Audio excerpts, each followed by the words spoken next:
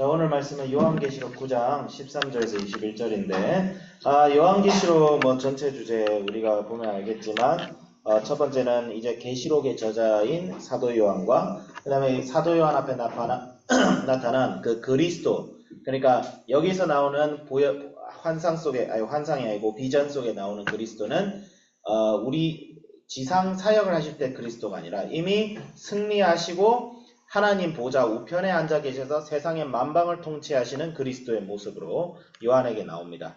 요한계시록은 일단 직접적으로는 7교회를 향해서 쓰여졌어요. 7교회, 사도 요한이 세웠던 7교회를 보면서, 근데 공통적인 메시지가 뭐예요? 너희가 이 세상과 타협해서 복음의 진리를 흐트러뜨릴 것인가? 아니면 이 세상 속에서 인내하며 싸우며 하나님의 말씀대로 살아서 승리할 것인가? 그런 메시지가 들어가 있고, 그 다음에 4장부터는 이제 예수님을 통하여 최후의 심판이 이제 시작되는 모습이 나오고, 그 가운데서 이제 인심판과 나팔 심판이 진행이 되고 있는데, 이 중에 6번째 나팔 심판이 나옵니다. 그 다음에 대접 10판까지 16장까지 되어 있는데, 희한하게도 우리가 할 이 본문 말씀 뒤에 10장부터 한 4장까지, 15장까지는 이게 굉장히 여러 가지 에피소드들이 막 나오기 시작해요. 궁극적으로는 교회가 이 세상에서 결국 승리할 것이다 라는 전체적인 거시적인 이제 흐름 가운데 있어요. 그러니까 요한계시록은 승리의 장입니다. 요한계시록은 우리에게 승리가 멀지 않았다는 복음입니다. 복음. 요한계시록은 복음으로서 읽어야 되는 것입니다. 복음이고, 우리에게 이 말씀을 주신 목적은 승리가 멀지 않았으니 참고 기다리고 인내하고 하나님의 말씀에 더욱 충실해서 너의 일상생활 속에서 이 심판, 이 사탄과 대적해서 싸워 이기는 삶을 살아라. 그렇게 요한계시록은 일단 우리 신앙의 일상을 위한 책으로 먼저 읽어야 됩니다. 적용. 요한계시록은 지금 이 순간을 위해서 존재하는 책입니다. 그런데 요한계시록은 항상 두 가지 관점을 동시에 가지고 있어야 됩니다. 요한계시록은 항상 현재적 의미가 있고 그 다음에 미래적 의미가 있습니다. 이는 구약의 예언서를 해석할 때하고 똑같습니다. 구약의 예언서는 당시 상황이 뭐예요? 아수르와 바벨론 제국에 의해서 이스라엘 백성들에게 멸망이 다가오고 심판이 다가오겠지만 하나님께서 너희들을 다시 회복시킬 거야, 이런 메시지로 나오잖아요. 근데 우리는 이것을 단순히 이스라엘이라는 그 고대 국가의 회복으로만 보지 않고 이 구약의 예언서를 통해서 예수님께서 오셔서 이 세상을 다시 회복시킬 것을 우리는 해석할 수 있어요. 왜냐하면 선지자들이 그 이스라엘의 그 예언의 그 사건들을 통해서 예수님의 오실 것을 예언하고 있기 때문이죠. 그리고 예수님께서도 그렇게 예언서를 해석합니다. 이와 같이 요한계시록은 1차적으로는 오늘 우리를 위해 주어져 있습니다. 요한계시록은 그 다음에 장차 미래에 있을 그리스도의 다시 오심과 사탄의 발악과 그러나 그럼에도 항전하여 이길 교회의 모습을 나타내고 있어요.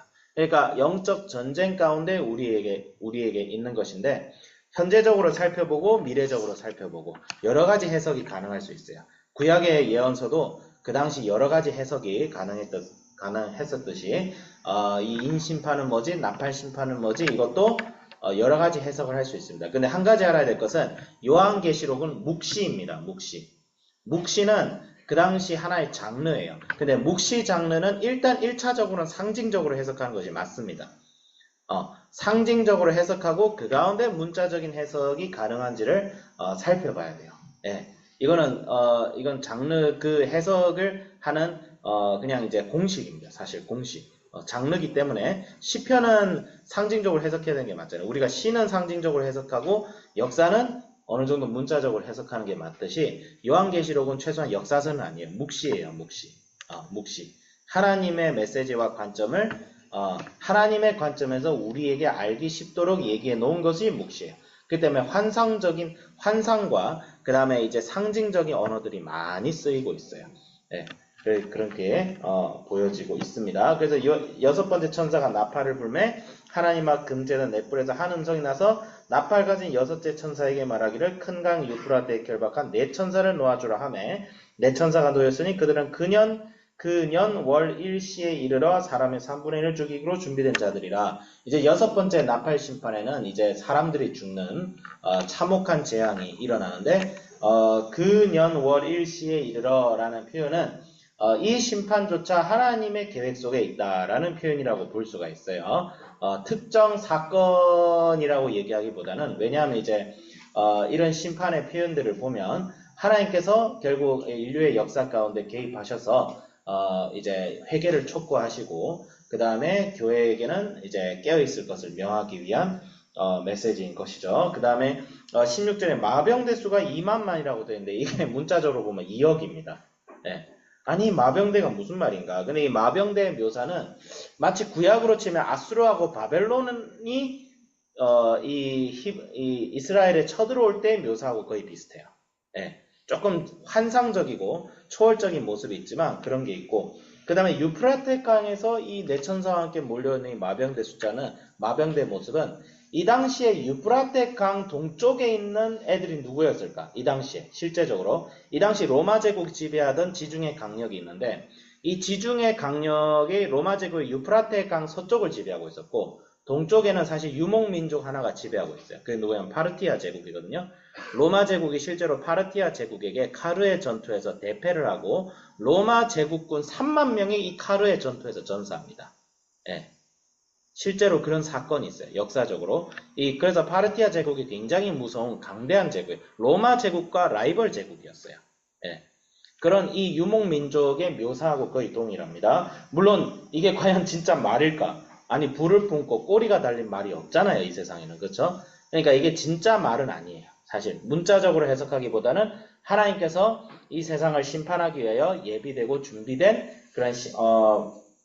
그런 장치들이다라고 보면 되는데 중요한 건 뭐예요? 이 심판을 통해서 하나님께서는 이 세상의 사람들에게 무엇을 바라시고 계신 거예요? 단순히 멸망을 바라시는 것인가? 그렇지가 않습니다. 20절에 뭐라고 나오죠? 이 재앙에 죽지 않고 남은 사람들은 손으로 행한 일을 회개하지 아니하고 오히려 여러 귀신과 또는 보거나 듣거나 다니거나 하지 못하는 금은 동의 목석을 우상에게 절하고 또 살인과 복술과 음행과 도둑질을 회개하지 아니하더라. 근데 이 말은 역설적으로 뭐예요? 하나님께서 지금 무엇을 바라고 계신 거예요? 사실 이 심판을 통해서 회개를 바라시고 계신 거예요. 하나님께서는 우리가 심판주 하나님, 구원주 하나님 하면서 우리가 하나님의 속성을 나누긴 하지만 결론은 뭐예요? 하나님께서는 사람을 살리기 위한 하나님이시지 사람을 죽이고자 하시는 하나님은 아니십니다. 하나님께서는 우리 실제 역사적으로 여러 번 심판하시죠. 교회를 심판하시고 이 세상을 심판하시고 때로는 전염병을 통해서 심판하시죠. 흑사병을 통해서 유럽의 3분의 1이 죽었고 그 다음에 이 마병대 같은 침공도 여러 번 있었죠. 몽골 제국에 의해서 예루살렘과 그 근대가 완전 쑥대밭이 된 사건을 보면 저는 만약에 요한계시록을 읽는 사람이 한 13세기, 12세기 사람이면 몽골 제국이 이 마병대라고 해석해도 무리가 없어요. 사실 몽골이 왔을 때 전 세계가 초토화됐습니다. 거의 문자적으로 이게 몽골 제국이다라고 해석이 될 여지로. 그 다음에 이걸 가지고 이게 소련이다 이렇게 해석하는 사람도 있고 이슬람이다 이렇게 해석하는 사람들도 있고. 예. 있죠. 근데 역사적으로 이런 모든 재앙들은 하나님께서 하나님의 손아귀에 있어서 그분의 계획 아래 움직인다라고 보면 됩니다. 그래서 이런 심판들, 이런 세상 속에 역사적으로 여러 심판들이 하나님의 손에서 베풀어지지만 이것은 모두 뭐예요? 회개하라는 거예요. 회개하라. 이 세상엔 답이 없다. 예수님이 없으면 이 세상에는 답이 없다. 네, 그런 것이죠. 그래서 이 인심판과 나팔심판은 오늘날 하나님께서는 여전히 이 세상 가운데 역사하셔서 심판주로서 이미 역사하고 계신다. 그래서 심판은 미래에 일어날 어떤 큰 사건만 심판이 아니라 지금 이 순간도 하나님께서는 이 세상을 지금 이 순간도 심판하고 계십니다. 실제로 심판하고 계시는데 이 심판의 목적은 죽음이 아니라 멸망이 아니라 구원입니다. 세상 사람들이 계속 선포하는 거예요. 너희들이 무슨 과학이다 철학이다 하면서 자꾸 문명을 발전시키고 너희들이 그렇게 발전시키면 이 세상이 좋아질 것이다. 너희들이 스스로 이 세상을 패러다이스로 만들 수 있을 거라고 생각하지만 내가 너희들 터치하지 않고 내버려 두기만 해도 너희들은 망한다는 거예요. 예. 하나님의 심판의 방법은 내버려 두심입니다. 예. 하나님의 심판의 방법은 어디 한번 너희들끼리 잘해봐라. 그럼 사탄이 너희들한테 잘해줄까요? 사탄이 오히려 이 세상을 더 황폐하게 만들죠. 과학을 발전시켰더니 사람들이 그것을 가지고 사람을 살리는 기술보다는 사람을 죽이고 망하게 하는 기술을 더 많이 만들죠. 나치 독일이 800만의 유대인들을 그렇게 짧게 빠른 시간 내에 어떻게 죽였어요? 나치 독일이 원래 어느 고장이에요? 철학과 과학의 고장이에요. 철학과 과학이 당대 유럽에서 제일 발달됐던 곳이 독일입니다. 그 서양 문명의, 그 서구 문명의 그 진수를 가지고 사람을 얼마나 빨리 효과적으로 죽일 수 있는가에 쓰였던 것이 나치 독일이에요. 그래서 당대 학자들이 그 나치 독일의 출현을 보고 절망에 빠졌어요. 인간이 진보하니까 사람을 더 잔인하게, 더 야만적으로, 더 많이 죽이더라. 사람을 효과적으로 구원하는 것이 아니라 사람을 효과적으로 죽이는데 기술을 개발하고, 오늘도 핵무기가 2만 개, 3만 개가 있어요. 옛날에만, 아니 조선시대 때만 해도 인류가 망할 걱정은 없었어요. 전쟁 때문에 사람이 죽었어도. 근데 지금은 뭐예요? 이제 세상이 망할 걱정해야 돼요. 우리 핵무기 2만 개라니까. 북한도 한 50개 가지고 있고, 중국도 300개 가지고 있고, 미국 8,000개, 러시아도 지금 10,000개 이상 가지고 있어요. 냉전 시대 때만 해도 핵전쟁이 일어날 뻔한 적이 수백 번이 넘어요. 왜? 핵무기가 컴퓨터로 조작되는데 조작이 오작동을 몇 번 일으켰거든. 그럼 지 혼자 만약에 컴퓨터가 모르는 거예요, 여러분. 세상 일은 모르는 거예요. 근데 그런 무시무시한 시대 속에서도 우리가 한 가지 믿어야 할 것은 모든 이 세상의 재앙과 심판은 하나님의 손아귀에 있어서 그분의 뜻에 따라서 되어지기도 하고 안 되어지기도 하는 거예요. 그렇기 때문에 우리는 이런 역사의 주관자이신 예수님을 믿는 믿음으로 더욱 어떻게 해야 돼요? 이 세상 속에서 하나님이 우리에게 명하신 바를 행해야 돼요. 그게 뭐예요? 복음을 전하고 이 땅의 빛과 소금이 되어서 우리가 변화되고 교회가 변화되고 세상이 그를 통해서 세상이 더 이롭게 될 수 있도록 지금 이 순간도 7 교회와 같은 위치에 우리가 있다. 그런 생각을 해야 돼요. 그리고 하나님께서는 심판을 통해서 이 세상에 단 한 명의 영혼이라도 정신 차리고 하나님께로 돌아오길 간절히 바라신다. 그래서 심판주 하나님의 뒷면에는 사랑의 하나님, 한 사람의 영혼이라도 구원하고 싶어 하시는 하나님의 모습이 내재되어 있다는 사실을 항상 계시록을 통해서 배워야 할 것 같습니다. 그래서 이것을 통해서 이 완고한 세상 속에서 우리가 더욱 빛과 소금이 되어서 예수님의 형상을 나타내는 그런 사람들이 되자 이렇게 적용을 하도록 하겠습니다. 기도하겠습니다.